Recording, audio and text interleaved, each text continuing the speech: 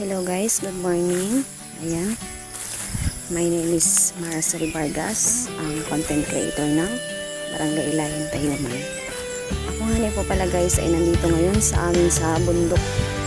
Umahon kami kahapon. Hindi na ako nakapag-update sa Facebook dahil kami ay gabi na naka-ahon. Gabi na kami dumating dito sa aming bahay sa bundok. Ayan, kami nga po pala guys ay magtatanim ng palay kaya kami umahon.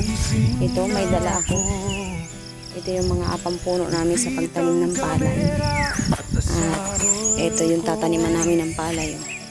Sa gitna ng bukid, pangarap ay buhay. Magapuno kami ng pagtanim ng asawa ko ng palay. Ito po ay yung mga namana pa ng aking asawa sa kanyang mga ninuno.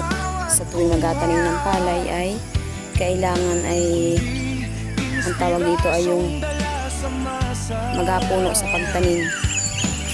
Meron po akong dalang tanlad, may tagbak, ayan, may supply, at merong yung pangal ang tawag dito, yung itak na luma.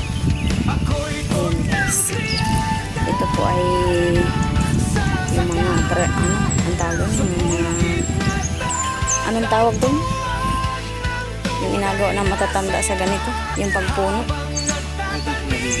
Ito yung tradisyon ng matatanda nung una.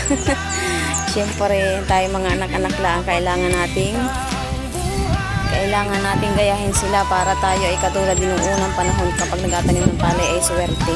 At sana nga na swerte.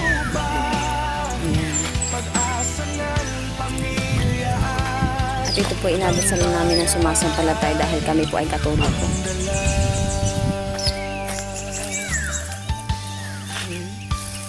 Ito po yung itatanim namin palay.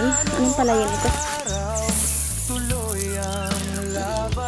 Ito po yung palay na Dolores. Ito po yung atanim namin ngayong araw.